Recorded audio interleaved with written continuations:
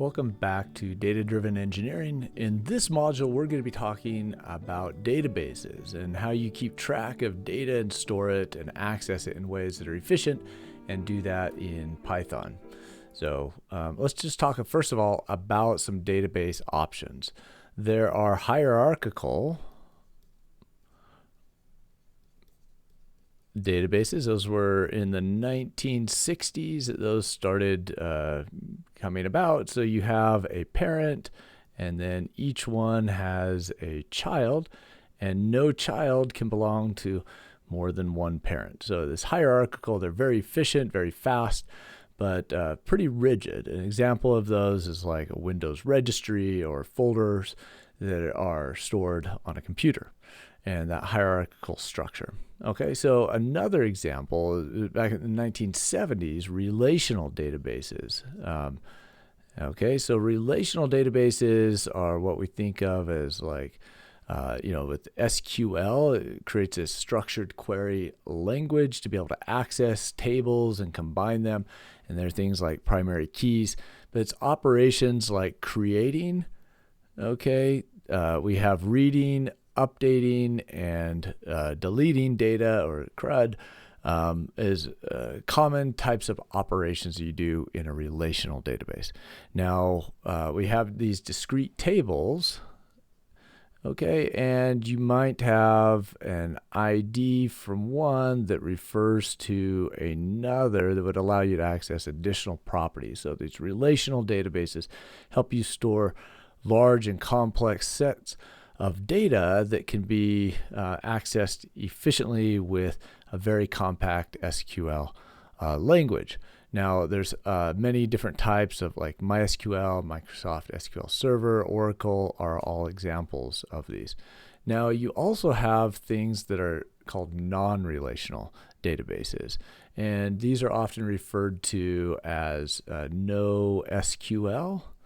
All right, it gives us more flexibility for modern web architectures where they're just really, it doesn't fit into these kind of standard tables and objects that reference each other. You want something that's just much more flexible, but a data store that doesn't necessarily enforce this type of relations that are standard in the relational databases. All right, so many different types of databases. We're going to be talking about SQLite 3 within Python. It comes built in to Python, and we're going to go through this module on how to access data, create tables, join them. Also do that with pandas. So do it in a very user-friendly way. If some of the SQL commands are a little bit confusing, you can always import it into pandas, be able to view your data tables, and even do some of the operations there in pandas as well. So here is the URL. I'll include that in the video description. You can access this in two different ways. One is here through GitHub, and then just raw right click, save link as, and then it'll let you save it somewhere. You can also come here to the Google Colab link, and then that will bring it up in a web browser, and you can run through this without installing Python. All right, so let's just go with the local version. I'll just have this here on the left so I can see some of the files that are created as I go through this module with you today. Okay, so we're going to use SQL here. It's actually SQLite 3 is kind of a simplified version of the full SQL language. This one comes built into Python, and so we can import this without installing anything. Import SQLite 3, and we'll also import pandas, NumPy, and matplotlib. So we just need those for this exercise. All right, let's go ahead and connect to a database. Now, there are two options here. We can either connect and store through memory, okay, to store while the computer's running. When the computer shuts off, that database will go away. It's going to be very fast because we don't have to write to a disk. It's just going to store it in memory, or we can store it to a file, okay, like database.db, for example. Okay, I'm going to choose database.db, but you can switch it to memory if you want to. All right, I'm going to connect to that. So I'm going to have a connection. Then there's also a concept called a cursor. So within that database, where I'm operating on that database is going to be the cursor.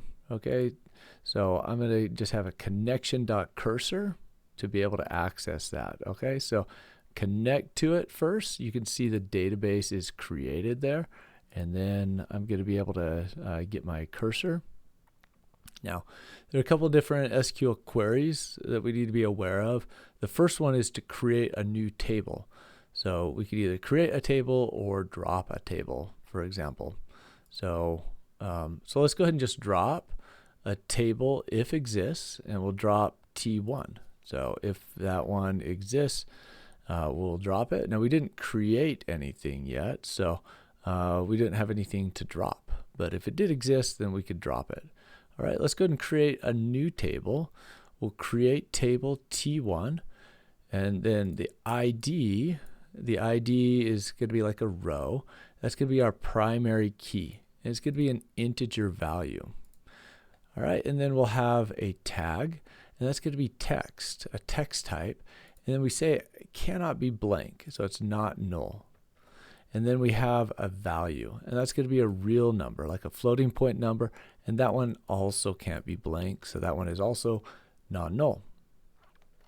All right, let's run this one, and there is our table T1. So each part of the SQL statement is explained in detail. Okay, we're going to execute the command.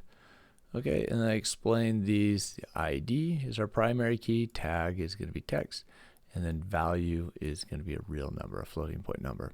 All right, now we need to commit the changes to save these to the database.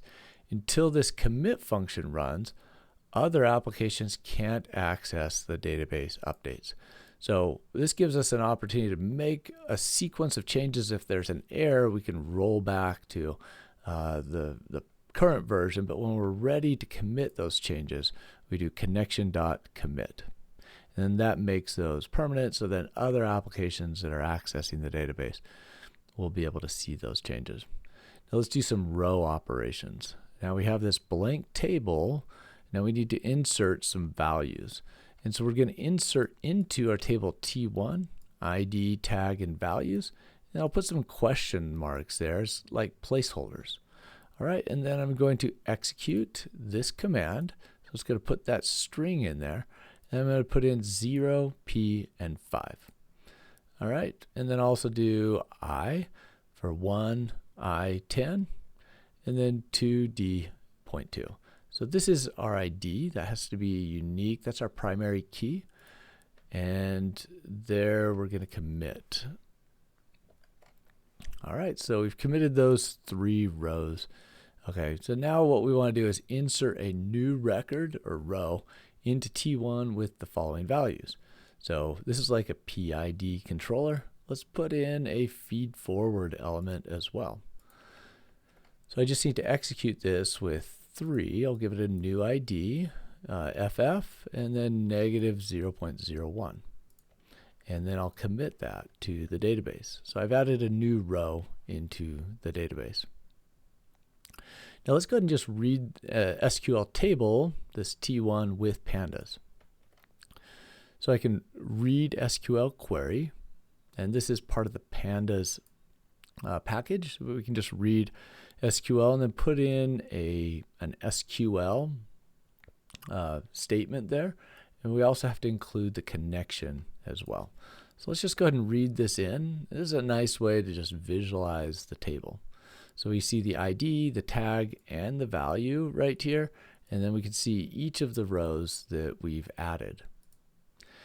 Now we can also write an SQL table with pandas. So if we want to do the manipulation with pandas and then write it back, we can do that as well. All right, so here I have T2, and I've got a tag, okay, description as well. And then I'm going to have the names. Okay, I'll have the ID will be the index for the names. Okay, and then I'll have T2. So here I have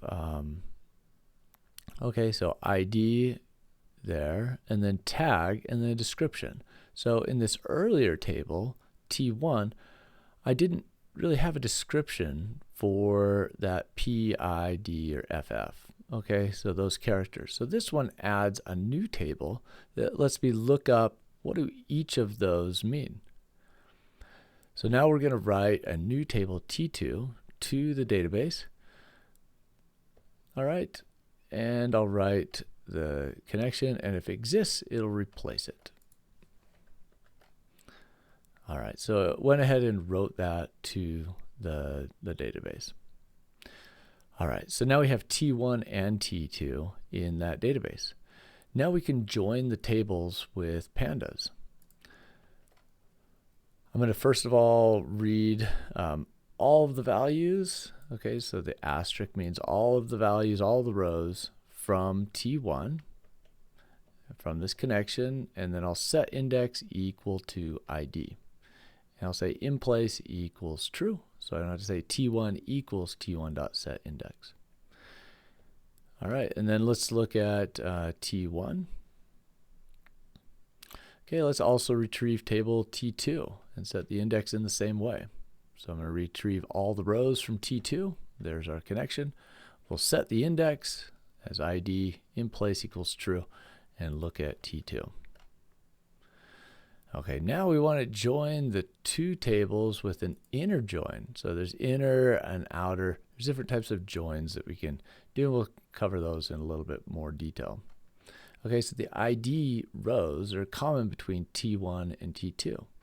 An outer join includes all the rows and inserts NaN for any missing values. So let's say T3 equals T1.join T2 description. So that's the one we want to merge in on ID. And then we'll say how, we'll do it inner join. And let's look at T3 now. Okay, so now I have a combined one with this new column description that I've added from table T2. So table T3 now includes the information from both tables. All right, so SQL statements are going to be more efficient when dealing with large databases because the source tables don't need to be imported before joining them. However, SQLite commands are limited, so there's no outer join, for example. So you can do that with pandas if you want to import that into pandas and then do an outer join. All right, so let's do the join. We'll combine tables T1 and T2 into a single table T3. Okay, so this is with an SQL command, not doing it in pandas. Okay, so I'm going to select T1.tag, T1.val, and T2.description, or DESC. From T1, inner join T2. So it gets a little bit confusing sometimes. There's many SQL command editors that are online that can also help you with this. Okay, so I'm going to do this on T1.id equals T2.id. That's where they match. And then I'm going to have my connection there. All right, so this is a way to do it with an SQL command to get the same thing that we did with pandas. Now, I prefer doing it in pandas. I'm more familiar with it than a whole new SQL language, but this is going to be more efficient, especially dealing with large databases. All right, so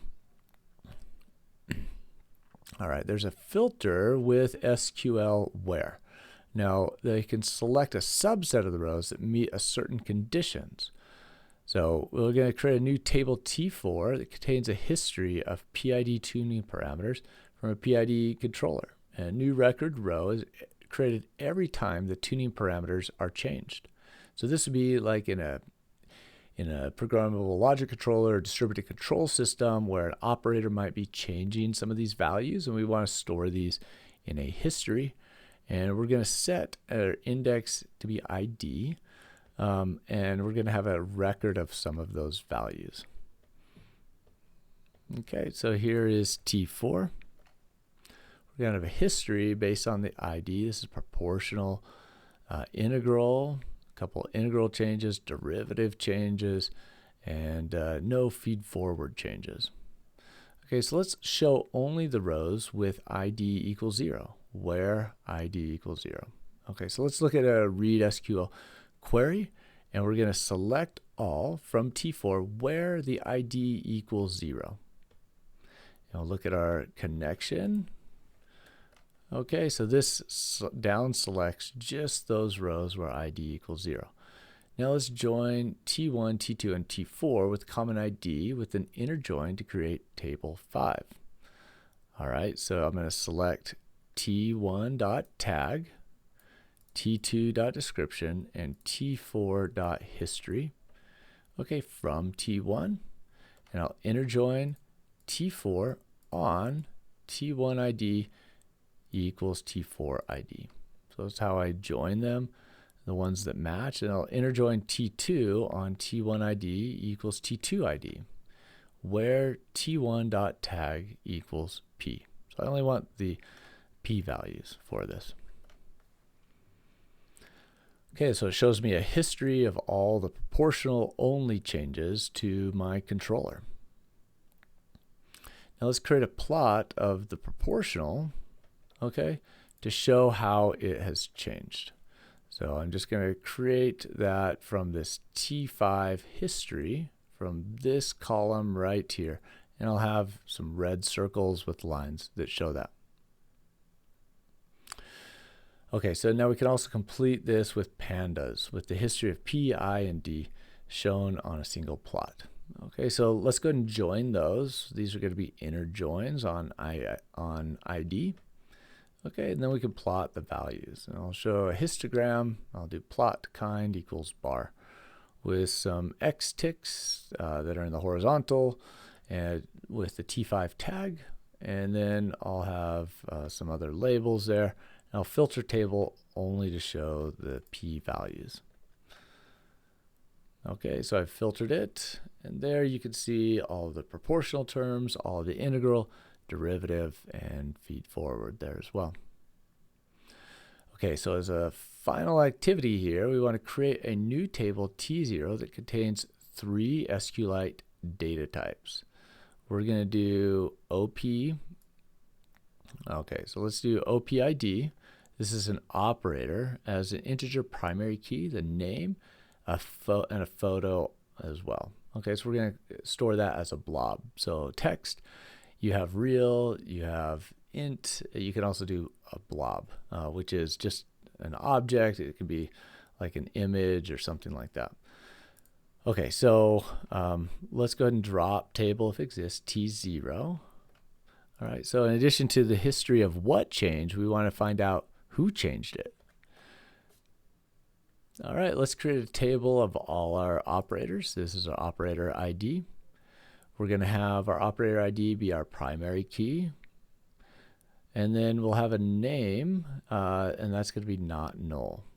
And we'll insert into T0, operator ID and name, and then we'll leave these 2 question marks as blanks. Okay, we'll have David Stevens, Rebecca Okume, and Mike Fisher be our 3 operators, and we'll commit that to our database. So this is a T5 or T0 now. Okay, so now it can be used to record who made the changes to the parameters. Okay, so who was on shift at the time. All right, and then a final thing, we'll close the connection. Okay, and that's going to release a database, so it prevents a connection. So if we don't release that, it's going to prevent a connection after we close it. So let's just go ahead and look at this. Okay, if we open this up with something like a notepad document, you can see it's in binary format. It's going to store this database very efficiently in a structured way, but it's still going to be stored as a file. Okay, a file on my in my directory, and then I can move this around, copy it somewhere, and then open it up somewhere else.